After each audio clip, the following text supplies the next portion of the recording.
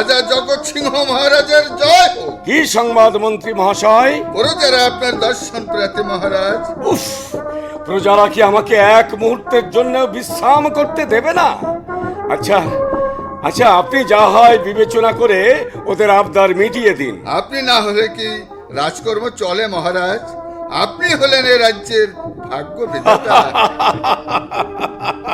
আপনি আমাকে অনেক বড় করে ফেললেন মন্ত্রী মহাশয়।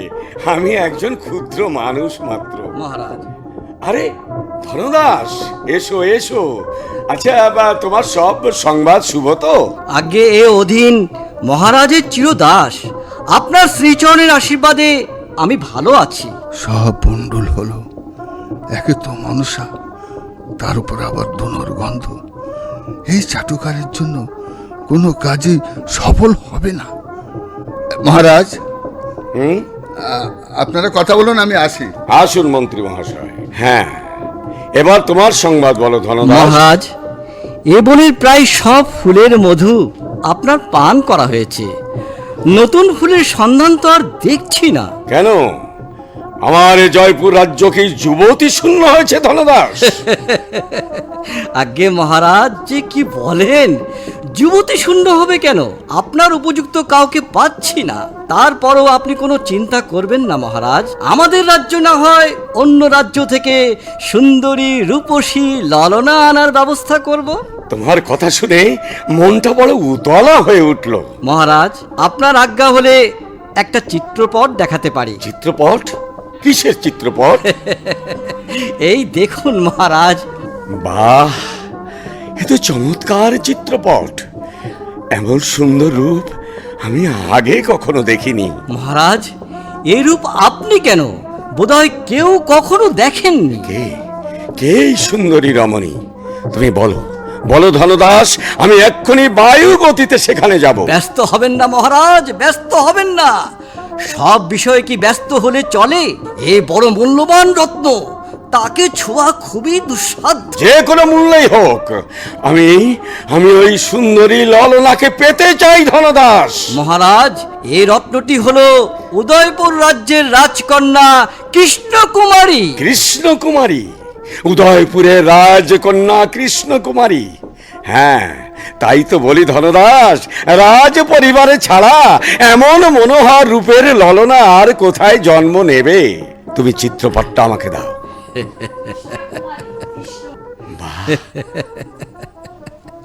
মাছ টোপটি গিলেছে, এবার মাছটাকে ডাঙায় তুলতে পারলেই হয়। মহারাজ, অপরাধ মার্জনা করবেন।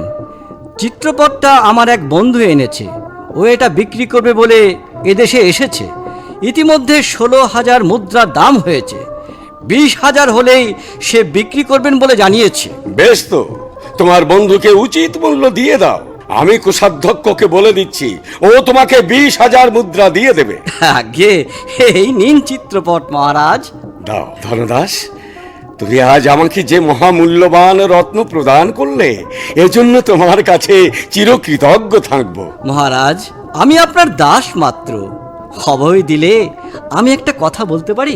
তুমি যা বলতে চাও নির্ভয়ে বলো ধনদাস। মহারাজ, আপনি রূপে গুণে ধনে মানে উদয়পুরের রাজকুমারী কৃষ্ণার উপযুক্ত পাত্র। তাই মহারাজা ভীমসিংহের কাছে বিবাহের প্রস্তাব পাঠালে হয় না? উত্তম উত্তম প্রস্তাব। তুমি যাও যাও, মন্ত্রী মহাশয়কে আমার নিকট পাঠিয়ে দাও। যে আজ্ঞে মহারাজ। দেখি মন্ত্রীর কি মত। যদি রাজা ভীম সিংহ সম্মত হয়, তাহলে আমার জন্ম সফল হবে। মহারাজের জয় হোক। আসুন আসুন মন্ত্রী মহাশয়। মহারাজ কি আমাকে স্মরণ করেছেন? হ্যাঁ মন্ত্রী মহাশয়, আপনাকে ডেকেছি একটা বিশেষ প্রয়োজনে।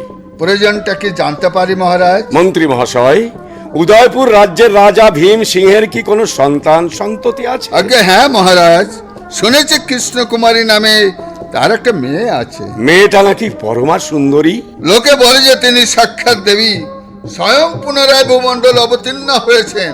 তবে মহাশয়, আপনি মহারাজের সঙ্গে তার বিবাহের চেষ্টা করেন না কেন? সত্তর আপনি রাজা ভীম সিংহের কাছে বিবাহের প্রস্তাব নিয়ে যাবার ব্যবস্থা করুন মন্ত্রী। কিন্তু মহারাজ, এতে যে সামান্য অসুবিধাও আছে। অসুবিধা?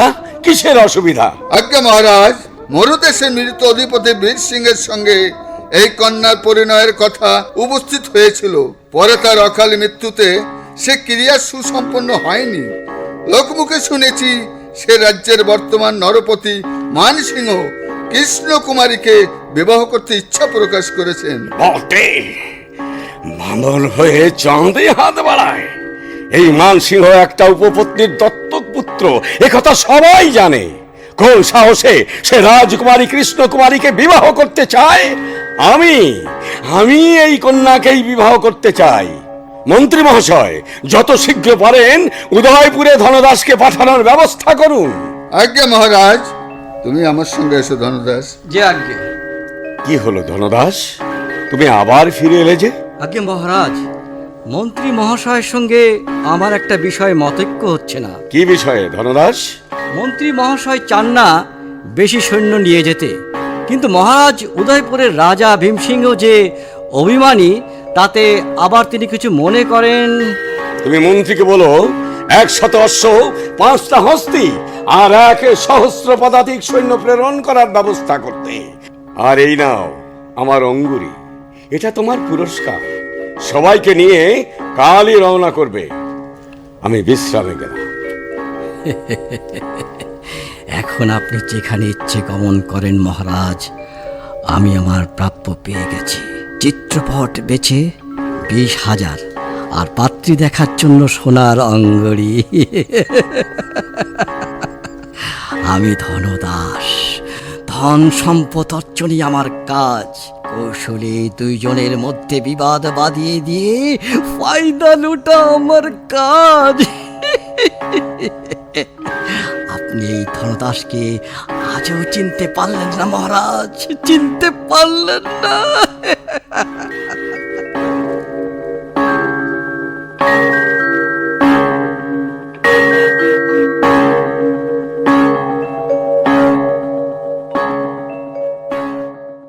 আমাকে ডেকেছেন পিতা? হ্যাঁ মা, এসো, আমার কাছে এসো, বসো এখানে। মা, রাজকার্যে ব্যস্ততার কারণে বেশ কিছুদিন তোমার সঙ্গে দেখা করতে পারি নাই। তোমার লেখাপড়া, সঙ্গীত সাধনা কেমন চলছে মা? ভালো পিতা, আপনাদের আশীর্বাদে সবকিছুই ঠিক মতো চলছে। পিতা, অনেকদিন আপনি আমার পুষ্প উদ্যানে পদার্পণ করেন না। আমার উদ্যানে ফুটে আছে নানান রকমের পুষ্প, শোভাবর্ধন করছে তারা। গোলাপ, টগর, জুঁই, পলাশ, এসব পুষ্প দেখলে মন জুড়িয়ে যাবে আপনার। অনুগ্রহপূর্বক যদি একটিবার পদধূলি দেন। যাব মা, যাব, এক্ষুনি যাব তোমার পুষ্প উদ্যানের পুষ্পর শোভা দর্শন করতে মা। আমি খুব খুশি হয়েছি পিতা, খুব খুশি হয়েছি। মা, ও মা, শুনছো? পিতা আমার পুষ্প উদ্যান দর্শনে যাবেন মা। পাগলি কোথাকার! মহারাজের জয় হোক, মহারাজের জয় হোক। ভগবতী, আবার কি সংবাদ নিয়ে এলে তুমি? আজ্ঞে মহারাজ, জয়পুর রাজ্যের অধিপতি জগৎ সিংহের পত্র নিয়ে একজন দূত এসেছেন। জয়পুর রাজ্যের দূত? আবার কোনো অমঙ্গল উপস্থিত হলো না তো? আজ্ঞে না মহারাজ, সবই মঙ্গল। জয়পুরের অধিপতি জগৎ সিংহ এক বিশেষ কার্যের নিমিত্তে দূত প্রেরণ করেছেন। বিশেষ কার্য? আজ্ঞে মহারাজ, জয়পুর অধিপতি জগৎ সিংহ তার সহিত রাজকন্যা কৃষ্ণকুমারীর বিবাহের প্রস্তাব পাঠিয়েছে। কৃষ্ণার বিবাহের প্রস্তাব? আজ্ঞে হ্যাঁ মহারাজ। এ তো খুশির সংবাদ ভগবতী। শুনেছ দেবী, শুনেছ? দেবী, জয়পুরের রাজা জগৎ সিংহ রাজকুমারী কৃষ্ণাকে রানী করবার প্রস্তাব দিয়েছেন। এতদিনে ঈশ্বর আমার দিকে মুখ তুলে চেয়েছেন মহারাজ। হ্যাঁ, ঈশ্বর আমার দিকে মুখ তুলে চেয়েছেন।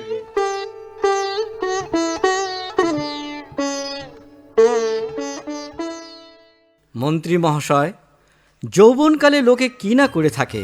তা সত্য বটে। শুনেছি আপনাদের মহারাজ বিলাসবতী নামে একজন বারবনিতার সাথে।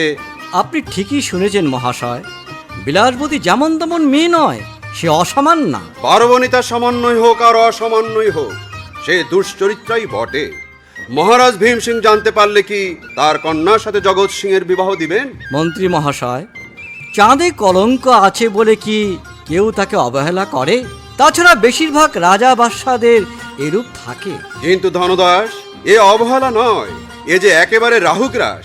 আমাদের মহারাজের মান মর্যাদা সম্পূর্ণ বিলুপ্ত হওয়ার সম্ভাবনা।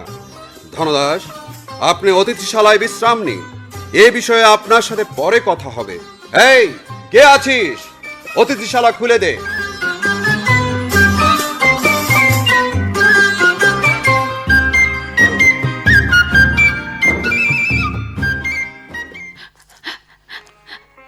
এসো মা, এসো। পিতা, মা আমার এমন করে কাঁদছেন কেন? তুমি তুমি কাঁদছো কেন মা? বাছা, তুমি এতদিন পরে তোমার দুঃখিনী মাকে ছেড়ে চলে যাবে। আমার আর কে আছে যে আমাকে মা বলে ডাকবে? সে কি মা, তোমাকে ছেড়ে আমি কোথায় যাব? কি সমাচার ভগবতী? মহারাজ, রাজা মানসিংহ দূত মারফত পত্র পাঠিয়েছেন। মানসিংহ আমার নিকট দূত পাঠিয়েছেন কেন? কোনো দুঃসংবাদ নেই তো? আজ্ঞে না মহারাজ, কোনো দুঃসংবাদ নেই।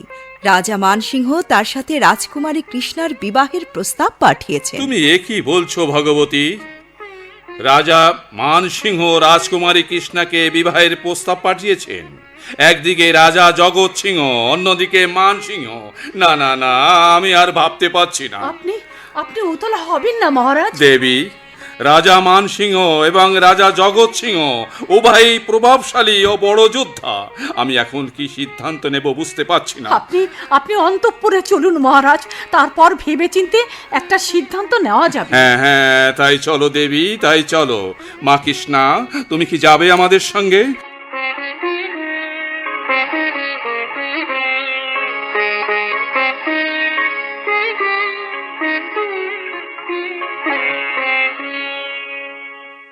এই জন্যই বুঝি মেয়েটার বিষণ্ণ বদন দেখতে পাই। সারাদিন মনমরা হয়ে থাকে, যাদের অপরূপ হাসি বিলীন হয়ে গেছে। সে কেন রাজা মানসিংহের প্রতি অনুরাগিনী হলেন, তা কি জানতে পেরেছ? মহারানী, রাজা মানসিংহ একজন সুপুরুষ, রূপে গুণে অদ্বিতীয়, বীরত্বেও তার জুড়ি মেলা ভার। দূতের কাছে তার বর্ণনা শুনে এবং চিত্রপট দেখে তাকে ভালোবেসে ফেলেছেন রাজকুমারী। সেদিন পুষ্পাদ্যানে রাজকুমারীর সঙ্গীত শুনে আপনি বুঝতে পারেননি মহারানী? সে যাই হোক, তোমার কথা শুনে আমার মনটা বড় বেশি উতলা হয়ে উঠল।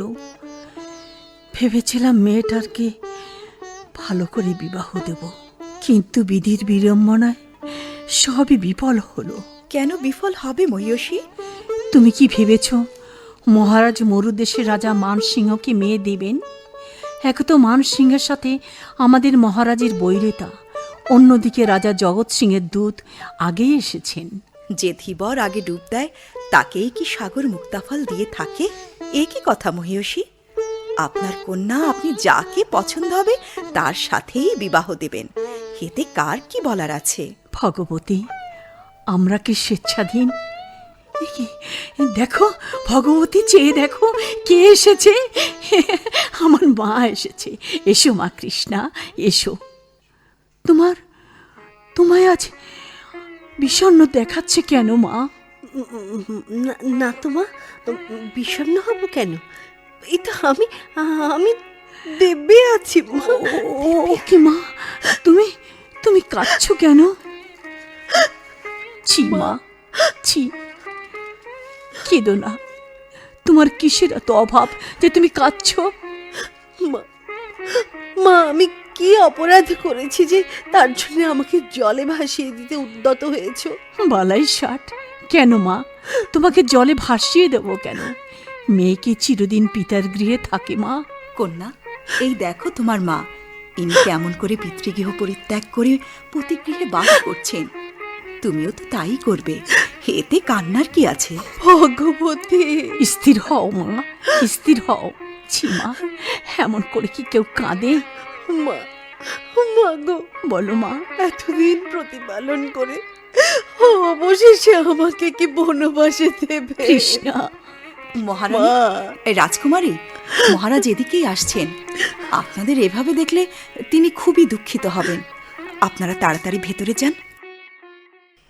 ভগবতী, দেবী না এখানেই ছিলেন? আজ্ঞে মহারাজ, তিনি ভেতরে গেছেন। তাকে ডাকো। তার সঙ্গে আমার বিশেষ কথা আছে। আজ্ঞে মহারাজ। দেবী, মহারাজ, তুমি হয়তো শুনেছ মরু দেশের অধিপতি রাজা মানসিংহ রাজকন্যা কৃষ্ণকুমারীর পানি গ্রহণের ইচ্ছায় আমার নিকট দূত পাঠিয়েছেন। হ্যাঁ, আমি শুনেছি মহারাজ। আমি যতদূর জেনেছি, মানসিংহ প্রতাপশালী রাজা, চরিত্রবান এবং সুপুরুষও বটে। তার সাথে রাজকন্যার বিবাহ দিলে ক্ষতি কি মহারাজ? হঠাৎ তুমি যে মানসিংহের গুণগান করতে শুরু করলে রানী। বারে করব না? আমার কন্যা যে মানসিংহকে ভালোবাসে, সে যে মানসিংহের জন্য পাগল প্রায়। বলো কি দেবী, রাজকুমারী মানসিংহকে ভালোবাসে? আগে হ্যাঁ মহারাজ। কিন্তু দেবী। আবার কিন্তু কেন মহারাজ? মানসিংহকে কি আপনার পছন্দ নয়? দেবী, পছন্দ অপছন্দের কথা নয়। জয়পুরের রাজা জগৎ সিংহ আমার পরম আত্মীয়। তাছাড়া জগৎ সিংহ আগে দূত পাঠিয়েছেন, কন্যা তো তাকেই সম্প্রদান করা উচিত। এতে মানসিংহ কি রুষ্ট হবেন না মহারাজ? হয়তো হবেন। দস্যু দল আবার লুট করতে আরম্ভ করবে। আমার কি আর এমন সৈন্যবল আছে যে তাদের নিরস্ত করব? দেবী, কৃষ্ণকুমারীর জন্য না জানি কত মূল্য দিতে হবে। মহারাজ, এতে রাজকুমারীর দোষ কি? ওর কি ভালো মন্দ বিচার করার বয়স হয়েছে? এমন করে বললে আমি কি সহ্য করতে পারি মহারাজ? কেন কেন এই হতভাগিনীর গর্ভে ওর জন্ম হয়েছিল? দেবী, মহামন্ত্রী সত্যদাস আসছে, তুমি অন্তঃপুরে যাও। আজ্ঞে মহারাজ। মহারাজের জয় হোক। কি সংবাদ মন্ত্রী? অপরাধ ক্ষমা করবেন মহারাজ, রাজা মানসিংহ আর জগৎ সিংহ সম্পর্কে কিছু কথা বলার জন্য ছুটে আসতে হলো। বলুন, তাদের সম্পর্কে আপনি কি জানেন? মহারাজ, রাজা মানসিংহ একজন উপপত্নীর দত্তক সন্তান। উপপত্নীর সন্তান? হ্যাঁ মহারাজ, এবং রাজা জগৎ সিংহ বিলাসবতী নামে একজন রক্ষিতার সাথে থাকে। আপনি এসব কি বলছেন মন্ত্রী? না না না, আমি আর ভাবতে পারছি না। আমার এখন কি করণীয় বলতে পারেন মন্ত্রী? মহারাজ, আমাদের বুদ্ধিমত্তার সাথে পরিস্থিতি মোকাবেলা করতে হবে। আপনি যথার্থই বলেছেন মন্ত্রী। গোটা পরিস্থিতি অসীম ধৈর্য আর বুদ্ধিমত্তার সাথে মোকাবেলা করতে হবে। আমি এখন আসি মহারাজ। সময় যতই অতিক্রান্ত হচ্ছে, একের পর এক অশুভ সংবাদ আসছে। না জানি আমার কৃষ্ণার ভাগ্যে কি আছে।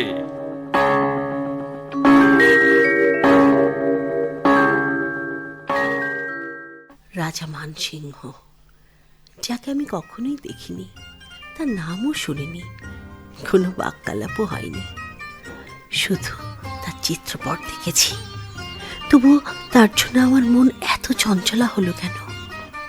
আহা, আমি আমি কেনই বা তার চিত্রপট দেখেছিলাম, আর কেনই বা সেই মনোহর মূর্তি হৃদয় পটে প্রতিষ্ঠিত করেছিলাম? একে আমার উদ্যানে হঠাৎ এত পদ্মগন্ধে পরিপূর্ণ হলো কিভাবে? আমি আমি কি তাহলে পথভ্রষ্ট হয়েছি? আমার সর্বাঙ্গ যেন সহসা শিউরে উঠল। আমি আমি পড়ে যাচ্ছি। ভগবতী, ভগবতী, আমাকে আমাকে ধরো। ও ও মা গো, মা! রাজকুমারী, রাজকুমারী, কি সর্বনাশ! রাজকুমারী, রাজকুমারী, কি হয়েছে তোমার? হঠাৎ মাথাটা ঘুরে গেল। রাজকুমারী, জানো ভগবতী, বলো। আমি আমি একটা স্বপ্ন দেখেছি। নিশ্চয়ই রাজা মানসিংহকে নিয়ে? না, মানসিংহকে নিয়ে নয়। তাহলে? আমি কোনো এক সুবর্ণ মন্দিরে একখানি কমল আসনে বসে রয়েছি। সুবর্ণ মন্দিরে? এমন সময় একটি পরমা সুন্দরী মহিলা একটি পদ্ম হাতে আমার সম্মুখে এসে দাঁড়িয়ে বললেন, বাছা, তুমি আমাকে প্রণাম করো, আমি সম্পর্কে তোমার মা হই। তারপর তারপর কি হলো রাজকুমারী? আমি প্রণাম করলাম। তারপর তিনি বললেন, দেখো বাছা, যে যুবতী এই বিপুল কুলের মান আপন প্রাণ দিয়ে রাখে, সুরপুরে তার আদরের সীমা নেই। আমি এই কুলবধূ ছিলাম, আমার নাম পদ্মিনী। তুমি যদি আমার মতো কর্ম করো, তাহলে আমার মতো যশস্বিনী হবে। তারপর তারপর কি হলো? তারপর, উহ ভগবতী, আমার আমার সারা শরীর কাঁপছে। আমি আমি পড়ে গেলাম। আমাকে ধরো, কি আমাকে ধরো। সর্বনাশ! চলো চলো রাজকুমারী, আমরা অন্তঃপুরে যাই। রাজকুমারী, হ্যাঁ? এই স্বপ্নের কথা অন্য কাউকে বলো না যেন। আচ্ছা আচ্ছা, ঠিক আছে, চলো চলো, আমরা অন্তঃপুরে যাই। চলো রাজকুমারী।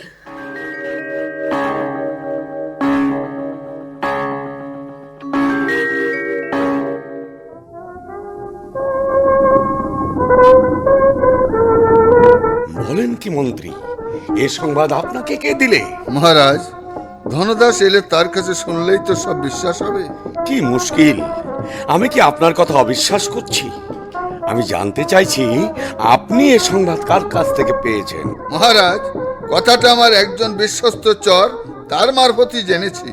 তাহলে রাজা ভীম সিংহ আমাকে অবহেলা করে মান সিংহকে কন্যা সম্প্রদান করবেন বলে মনস্থির করেছেন? আগে আমিও সেই রূপ শুনেছি মহারাজ। রাজা ভীম সিংহ আপনাকে অত্যন্ত স্নেহের চোখে দেখেন, আত্মীয় বটে। মনে হয় তিনি নিতান্তই দায়গ্রস্ত হয়ে আপনার বিরুদ্ধে এইরূপ কাজ করতে প্রবৃত্ত হয়েছেন। মহারাজ, আমি তো পূর্বেই এই সকল কথা রাজ সম্মুখে নিবেদন করেছিলাম, কিন্তু মহারাজ, দুর্ভাগ্যক্রমে আপনি আমার কথায় কর্ণপাত না করে ধনদাসের পরামর্শ শুনলেন। আহ মন্ত্রীবর, গত বিষয়ে অনুশোচনা করে লাভ কি? আগে তার আর সন্দেহ কি? ধনদাসী সব অনর্থের মূল। সে শুধু নিজের স্বার্থের জন্য রাজ্যে এমন সর্বনাশ করলো। কেন কেন? এতে ধনদাসের অপরাধটা কি? আগে মহারাজ, তার চরিত্র সম্পর্কে আপনি ভালোই জানেন, আমি আর কি বলবো। মন্ত্রী, হেয়ালি না করে সব খুলে বলুন, কি হয়েছে, কি করেছে ওই ধনদাস? আগে রাজ সম্মুখে এসব কথা বলা উচিত হয় না, কিন্তু মন্ত্রী মহাশয়, কিন্তু কিন্তু না করে খোলসা করে বলুন। মহারাজ, ধনদাস রাজকুমারী কৃষ্ণের চিত্রপট কেন আপনার কাছে এনেছিল তা কি আপনি বুঝতে পারেননি? ওই না তো, এখনো বুঝতে পারিনি। এই বিবাহ উপলক্ষে একটা গোলযোগ বাঁধিয়ে নিজের স্বার্থ হাসিল করা ছাড়া আর কি? তার মতন স্বার্থপর অর্থলোভী মানুষকে আর দুটো আছে? বটে, তাই বুঝি সেই বিষয় উদ্যোগী হয়েছিল। আচ্ছা আচ্ছা, ওকে আমি উপযুক্ত শাস্তি দিয়েই ছাড়বো। আমি তখন বিষয়টা বুঝতে পারিনি। মন্ত্রী, বলুন তো এখন আমার কি করা উচিত? আজ্ঞা মহারাজ, আমার বিবেচনায় এ বিষয়ে নিরস্ত হয় শ্রেয়। বলেন কি মন্ত্রী, আপনি কি উন্মাদ হলেন? এমন অপমান কি কেউ সহ্য করতে পারে? কেন, আমার কি সৈন্য নেই, অর্থ নেই, নাকি শক্তি সামর্থ্য সব কম হয়ে গেছে? আজ্ঞা মহারাজ, রাজলক্ষ্মীর কৃপায় আমাদের সবই আছে। যুদ্ধ হলে রক্তপাত অনিবার্য। তবে আমাকে কেন ক্ষান্ত হতে বলছেন? মান অপেক্ষা ধন বড় নয়, আর জীবন, ছি ছি ছি ছি। মন্ত্রী মহাশয়, আপনি অতি সত্বর দুর্গপতিকে সংবাদ পাঠান, তিনি যেন সৈন্য সহ অতি দ্রুত এখানে উপস্থিত হন। আজ্ঞা মহারাজ, আমি এখনই সংবাদ পাঠানোর ব্যবস্থা করছি। মন্ত্রী, মানব জীবন চিরস্থায়ী নয়, কিন্তু অপযশ চিরস্থায়ী। আমি যদি আজ অপমান সহ্য করি, তাহলে ভবিষ্যতে লোকে আমাকে কাপুরুষ বলবে, আরো বলবে জয়পুরের রাজা জগৎ সিংহ মরুদেশের রাজা মান সিংহের ভয়ে ভীত। ছি ছি ছি ছি ছি ছি, এ অপমানের চেয়ে আমার মৃত্যুই ভালো। আপনি যান, যেভাবে বলেছি সেইভাবেই কাজে অগ্রসর হন। যে আজ্ঞা মহারাজ।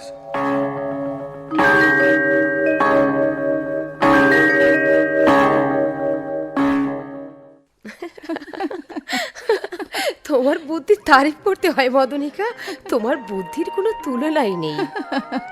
আমি হলাম রাজা মানসিংহের দূত। আচ্ছা মদনিকা, রাজকুমারী কৃষ্ণা নাকি বড়ই সুন্দরী?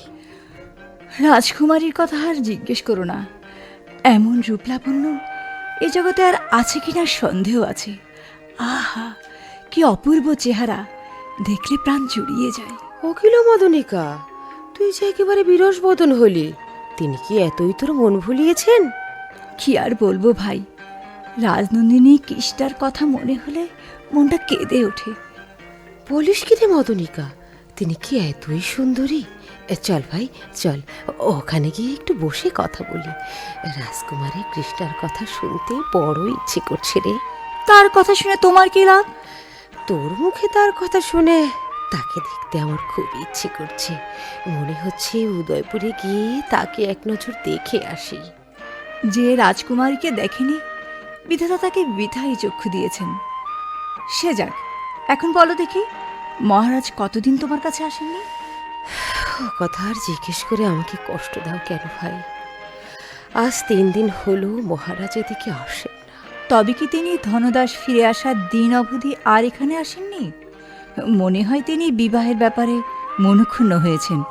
মহারাজ এলে যদি তুমি তাকে পা না ধরিয়েছ, তাহলে তোমার সাথে আমি আর কথাই বলবো না। ওমা, এ কি কথা! ছি ছি ছি ছি ছি, তাই কি কখনো হয়? হবে না কেন? বুদ্ধি থাকলে সবই হয়।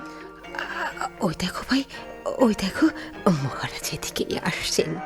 আমি এখন যাই, তোমরা একান্তে সময় কাটাও। 3 দিনের উসুল আজ করে নাও। আমি দেখি এই ধনদাসের অবস্থা কি হলো। বিলাসবতী, তুমি যদি আমার সাথে কথা না বলো, তাহলে আমি এখনই রাজসভায় ফিরে যাব।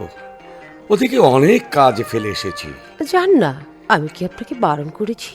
কি অপরাধে তুমি আমার উপর রাগ করে আছো প্রিয়ে? সে কি মহারাজ, আপনি হচ্ছেন রাজকুল চূড়ামণি, তারপর হতে চলেছেন রাজা ভীমসিংহের জামাই, আর আমি একজন... তুমি দেখছি আমার উপর ঠিকই রেগে আছো। ছি, ও কি আবার নীরব হলে যে? জানো না বিলাস, তোমাকে ছাড়া আমি স্বস্তিতে থাকতে পারি না। তোমার ভালোবাসা না পেলে আমি উন্মাদ হয়ে যাই। আমি তোমার হাত ধরে বলছি, আমাকে তুমি ক্ষমা করো। আপনি কি করছেন?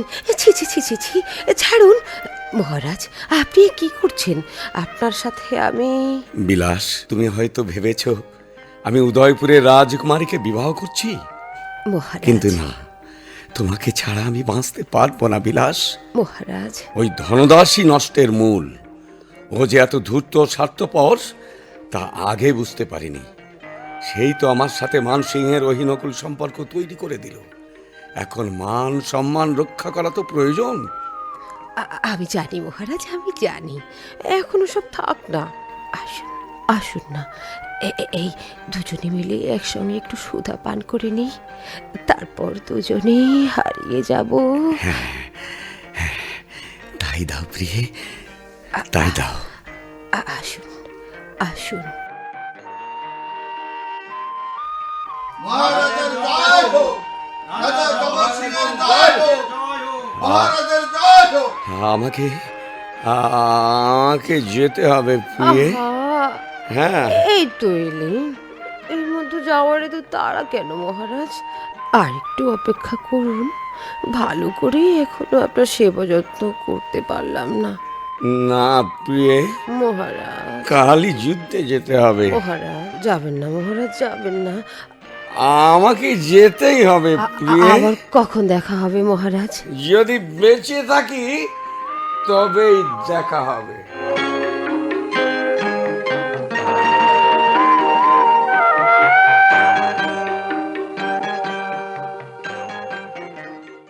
সর্বনাশ হয়েছে মহারাজ। মানসিংহ তরবারি স্পর্শ করে প্রতিজ্ঞা করেছেন, হয় তিনি রাজকুমারীকে বিবাহ করবেন, নতুবা উদয়পুরকে ভস্ম করে দেবেন। বটে, এ কলিকালে লোকে একেই কি বীরত্ব বলে থাকে। আমার যদি এমন অবস্থা না হতো, তাহলে কি এত দর্প করতে পারতেন?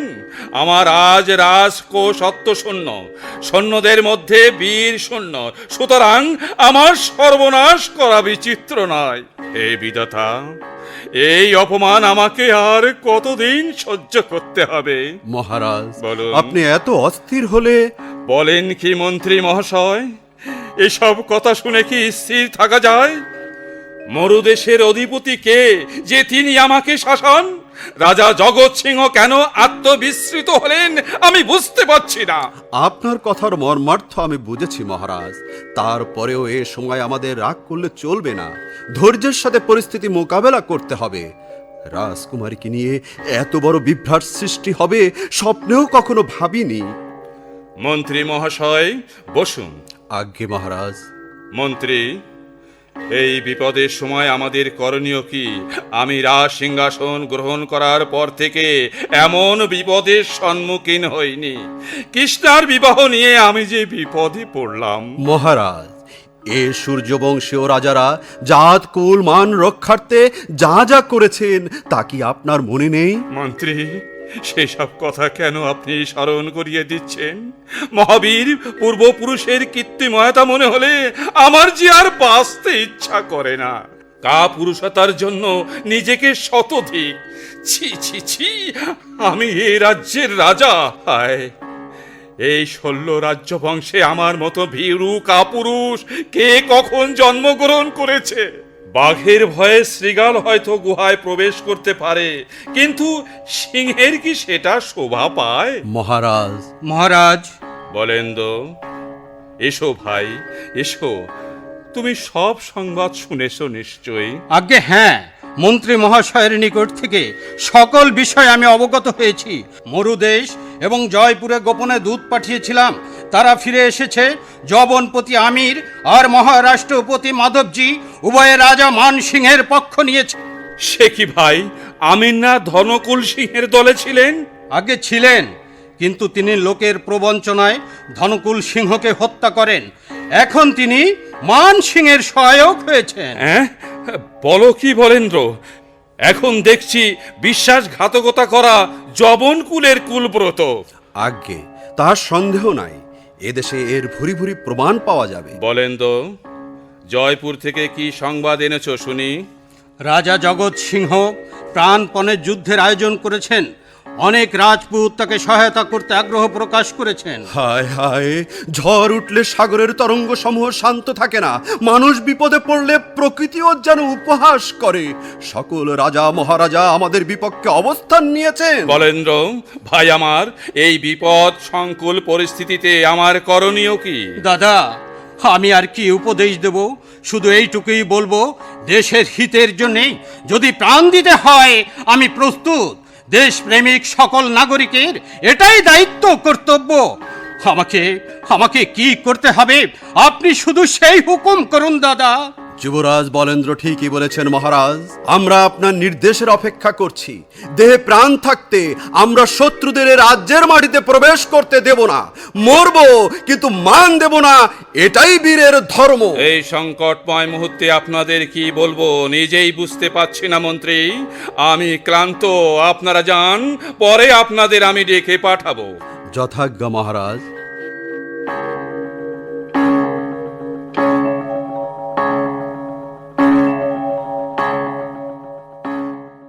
না না না, এ অসম্ভব।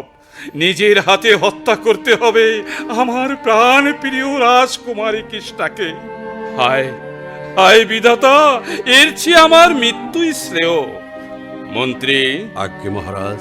আপনি রাজকুমারী কৃষ্ণাকে হত্যার ব্যবস্থা করেন। না না না মহারাজ, এ আদেশ করবেন না।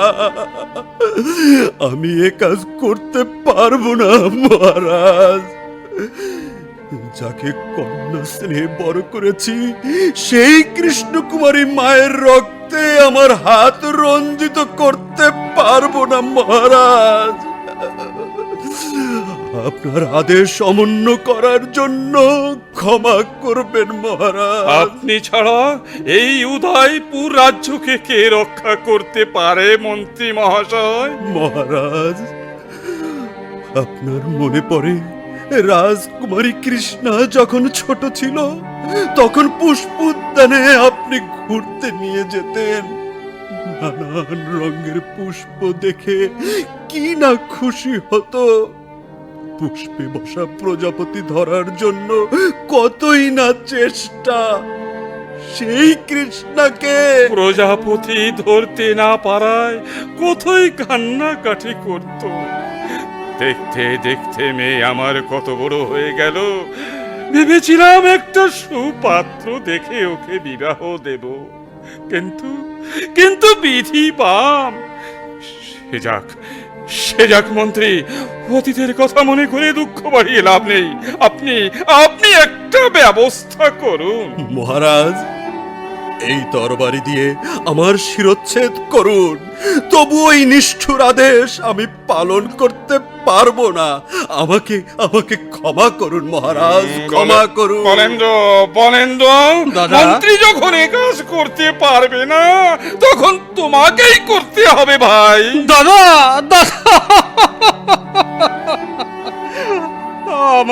আমাকে আদেশ করবেন না দাদা। আমি চণ্ডাল কিংবা পশু নই যে অন্যকে হত্যা করব। দাদা, কৃষ্ণ আমার প্রাণপুত্র লেখা। নিরপরাধ আমার মাকে কিভাবে হত্যা করতে পারি? আমার কৃষ্ণা যে আমার প্রাণের চেয়েও প্রিয়। হত্যা তো দূরের কথা, তার গায়ে ফুলের টোকা দেবার কথা আমি স্বপ্নেও কল্পনা করতে পারি না দাদা। ফলেন্দু, আমি যে এ রাজ্যের রাজা, আর রাজার আদেশ পালন না করা রাষ্ট্রদ্রোহিতার শামিল। আমি চাই তুমি আমার আদেশ অমান্য করবে না। দাদা দাদা হ্যাঁ দাদা, হ্যাঁ, আমি হত্যা করব রাজকুমারী কৃষ্ণাকে। নিজের হাতে তাকে আমি হত্যা করব। দেশের অনাগত যুদ্ধ এড়াতে, দেশের প্রজাদের রক্ষা করতে আমি হব রাজকন্যা কৃষ্ণা কুমারীর হত্যাকারী।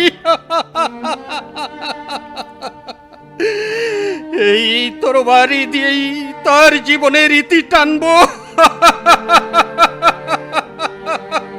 আমি হত্যা করব দাদা, আমি হত্যা করব।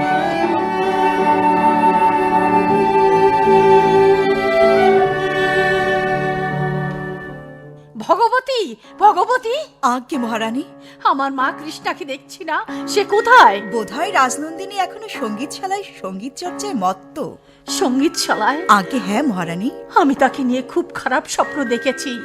সব স্বপ্ন কি কখনো সত্যি হয় মহারানী? ভগবতী, আমার মন যে কেমন করছে, স্বপ্নের কথা মনে হলে সর্বাঙ্গ শিহরে উঠছে। তুমি আমার মা কৃষ্ণাকে ডাকো, একবার তার চাঁদ মুখখানি ভালো করে আমি দেখি। মহারানী স্বপ্নের বৃত্তান্তটি যদি বলেন একবার।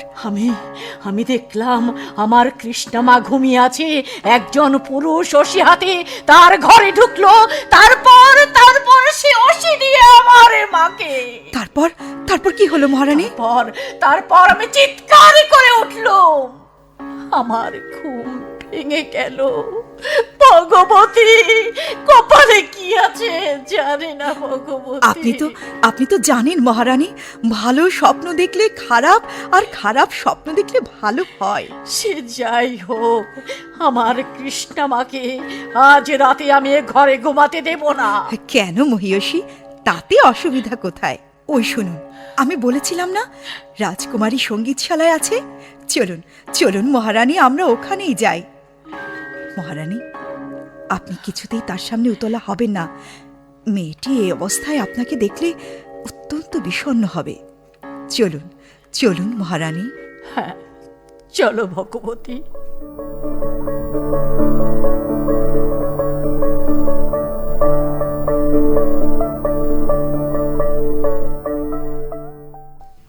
আমি যে কত শতবার এই ঘরে প্রবেশ করেছি তার কোনো সংখ্যা নেই, কিন্তু আজ প্রবেশ করতে যেন আমার পা উঠতে চাচ্ছে না। চোরের মতো নিত কেটে ঘরে ঢোকা তো বীরের কর্ম নয়। মহারাজ কেন যে আমাকে এই ঝঞ্ঝাটে ফেললেন? এই নিদারুণ কাজ তো অন্য কারোর দ্বারা হতে পারত।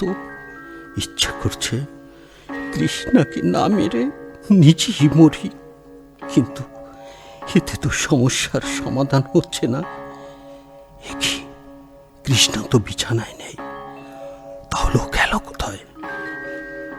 বোধহয় এখনো শুতে আসেনি।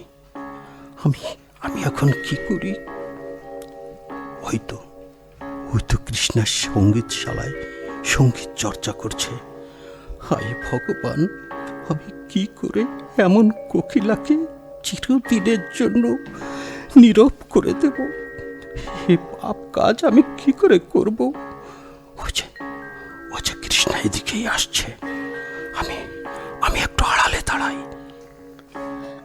ভগবতী, মাকে আজ এত উতলা দেখলাম কেন? তার কি কিছু হয়েছে? একই তো মায়ের মন, তারপর তুমি হচ্ছ তার একমাত্র কন্যা। তোমার বিবাহ নিয়ে যে গোলযোগের সৃষ্টি হয়েছে, তাতে তার মন এতটা উতলা হতেই তো পারে। মা আমাকে এই ঘরে শুতে বারণ করলেন কেন বলতে পারো? তা তো জানি না রাজকুমারী। মা কি মনে করেন যে এই ঘরে শুলে কেউ আমাকে চুরি করে নিয়ে যাবে? তা কি কখনো হয়? চন্দ্রালোক থেকে অমৃত অপহরণ করা কি এতই সহজ কথা? কি অন্ধকার রাত!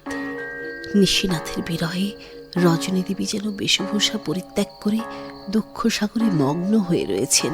বাছা, তুমি আবার এসব কথা কোত্থেকে শিখলে? অনেক রাত হয়েছে, যাও শয়ন করো গিয়ে। আমি আমার কক্ষে গেলাম। ঠিক আছে, যাও।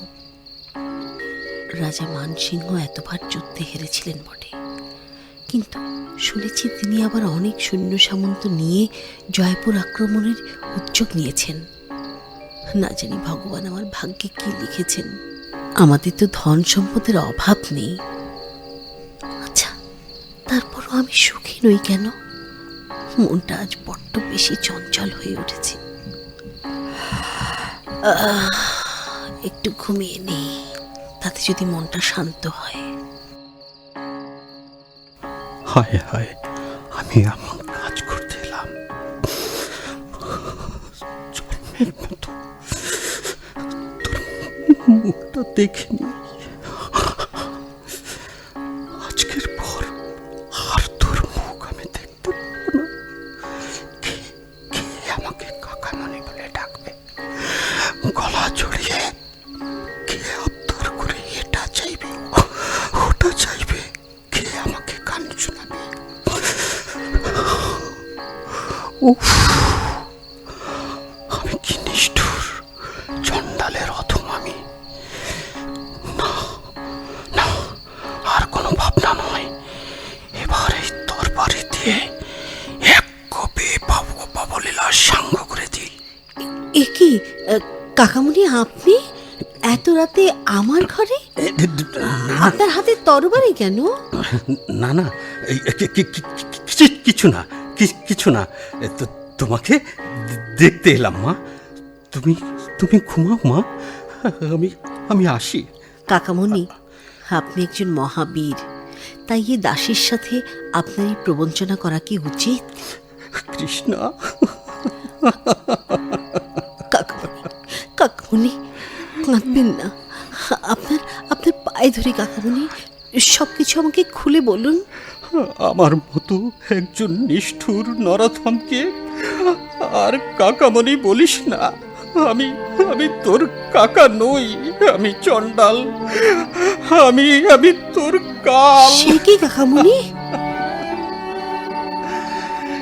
হে মা বসুমতী, তুমি দিদা হয়ে আমাকে তোমার কোলে স্থান দাও।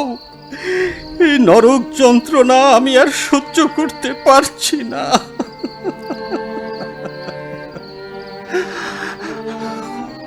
সত্য করে বলুন কাকামণি, কেন কেন আপনি এত বিচলিত হচ্ছেন? আমার আমার মাথায় হাত রেখে বলুন, কেন আপনি আমার কক্ষে এসেছেন? বলুন বলুন কাকামণি, বলুন বলুন, চুপ করে থাকবেন না, বলুন। তৃষ্ণা, কাকামণি, মামনি, আমি আমি আমি বলুন। তোকে আমি হত্যা করতে এসেছিলাম। কি? হত্যা? আপনি আপনি আমাকে হত্যা করতে এসেছিলেন? কিন্তু কেন কাকামণি? আমি কি এমন অপরাধ করেছি যে সেজন্য আমাকে হত্যা করতে এসেছেন আপনি? তুই তো কোনো অপরাধ করিসনি মা, তোর কোনো অপরাধ নেই। তাহলে কেন কাকামণি? তুই হয়তো অবগত আছিস মা, রাজা মানসিংহ এবং রাজা জগৎ সিংহ উভয়ে তোকে বিবাহ করতে চান। তারা প্রতিজ্ঞা করেছেন, তোকে বিবাহ করতে না পারলে আমাদের রাজ্য তারা ভস্ম করে দেবেন। রাজ্যের এখনকার অবস্থা যা, তা তো তোর জানা মা। কাকামণি, আমার আমার পিতারও কি এই ইচ্ছা যে? মা কৃষ্ণা, আমি আর কি বলবো? তার আদেশ ছাড়া কেউ কি এমন চণ্ডালের মতো কাজ করতে পারে? বটেই তো কাকামণি। তাহলে আপনি আপনার দায়িত্ব পালনের সময় ক্ষেপণ করছেন কেন? কাকামণি, আপনি দয়া করে পিতাকে একবার ডাকুন, আমি তাকে প্রণাম করে জন্মের মতো বিদায় নেব। আমি রাজকন্যা, রাজা ভীম সিংহের একমাত্র কন্যা, আমি বীর কেশরী, আমি আপনার ভাইঝি। আমি কি মৃত্যুকে ভয় পাই? না না, আমি মৃত্যুকে ভয় পাই না। উঠান তরবারি, ছিন্ন করুন আমার মস্তক। না না না, আমি আমি পারবো না, আমি পারবো না। থামুন যুবরাজ, থামুন। এ কি মন্ত্রী মহাশয়, আপনারা? হ্যাঁ যুবরাজ, মহারাজ উন্মাদ প্রায়। হায় হায়, আপনি তাকে এখানে আনলেন কেন? তিনি নিজেই এদিকে এলেন, তাই তার সাথে আমাকেও আসতে হলো। মহারাজের যখন এই অবস্থা, তখন আর পাপ কাজ করে লাভ কি? যুদ্ধে যা হয় হবে। বরেন্দ্র, আমি আর ওদের ভয় করি না। ওই বেটা মানসিংহকে আমি হত্যা করব, আর জগৎ সিংহকে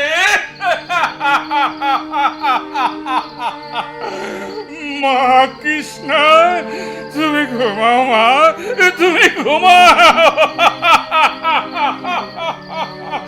দেবী, আমার দেবী কোথায় গেলে? কাকামণি, কাকামণি, পিতা এমন করছেন কেন? এই সামান্য বিষয় নিয়ে এত আক্ষেপ?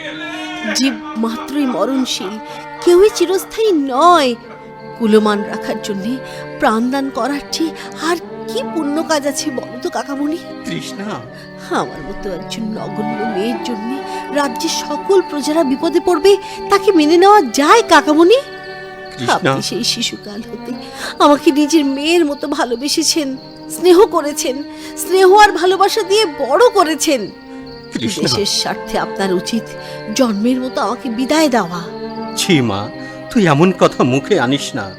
ওঠ মা, পারলে তুই আমাকে ক্ষমা করে দিস। চলুন চলুন মন্ত্রী মহাশয়, চলুন। আমার জন্য রাজ্যের আজ এই অবস্থা। দুই রাজাই আমাকে বিবাহ করতে চান, আমাকে পাওয়ার জন্য যুদ্ধ ঘোষণা করেছেন। আমার জন্য রাজ্যের প্রজারা ক্ষতিগ্রস্ত হবে, সেটা কোনোভাবেই মেনে নেওয়া যায় না। স্বর্গ অপেক্ষা জন্মভূমি শ্রেষ্ঠ। এই জন্মভূমির জন্যে আমি জীবন দিতেও কুণ্ঠা বোধ করব না। আমাকে মারার জন্যে পিতা কাকামণিকে পাঠিয়েছেন। আমার প্রতি তাদের দরদ, স্নেহ, ভালোবাসা শেষ হয়ে গেছে। যে কৃষ্ণকুমারী ছিল তাদের চোখের মণি, সে আজ চক্ষুশূল। সে আজ আমারই জীবন রেখে আর কি হবে, কি হবে?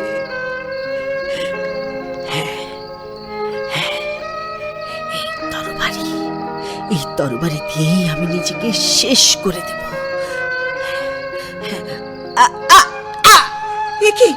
এ কি করলে রাজকুমারী? তুমি নিজেকে এভাবে আঘাত করলে? সর্বনাশ, সর্বনাশ হয়েছে মহারানী। আপনি কোথায়? একবার এদিকে আসুন মহারানী, এদিকে আসুন। আমার মার কি হয়েছে? কি ও অমন করে পড়ে আছো কেন? হায় হায় হায়, এ যে রক্ত! ভগবতী, কে এমন করলো? রাজকুমারী কৃষ্ণা তরবারি দিয়ে নিজেই আঘাত করেছে তাকে। আপনাকে ধরুন মহারানী, আমি এক্ষুনি জল নিয়ে আসছি। মারে, তুই কেন এমন করতে গেলি মা? তুই কি জানিস না মা, তোকে ছাড়া আমার জীবন অন্ধকার। তুই যে আমার আধার ঘরের পানি। কি এমন হয়েছে যার জন্য তুই এ কাজ করতে গেলি? চোখ খোল মা, চোখ খোল। এই যে পানি নিয়ে এসেছি। কৃষ্ণা, কৃষ্ণা, মা তুমি এসেছ? আমাকে একটু পায়ের তোলা দাও মা। পিতা আমার উপর খুব রাগ করেছেন। তুমি তাকে আমার সব দোষ ক্ষমা করতে বলো। রাজকুমারী, দুঃখিনী মেয়েকে একবার মনে করো। রাজকুমারী, কাকামণিকে বলো তার স্ত্রীরা যদি কোনো অন্যায় করে থাকে তা যেন ক্ষমা করে দেয়। কৃষ্ণ মন করে তুই বলে ওরে তুই চুপ কর মা, তুই চুপ কর। মহারানী আপনি একটু শান্ত হন। কৃষ্ণা, রাজকুমারী, আমার সময় হচ্ছে। রাজকুমারী, আমাকে রাজকুমারী এমন কথা বলো না রাজকুমারী। কৃষ্ণা, কৃষ্ণা, কৃষ্ণা, মা, তুই কথা বল মা, তুই কথা বল ভগবতী। আমার কৃষ্ণ আমার নেই ভগবতী। কৃষ্ণা, এ কি হলো?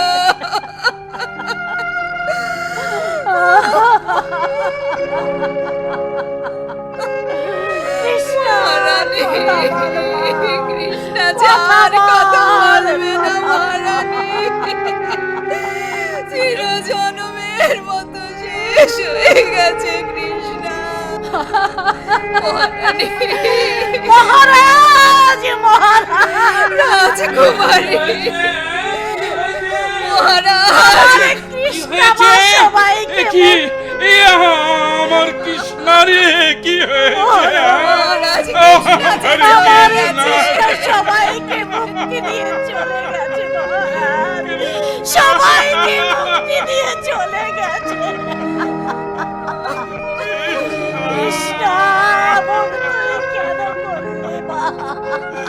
কি হয়েছে রে মা? তোর কি হয়েছে?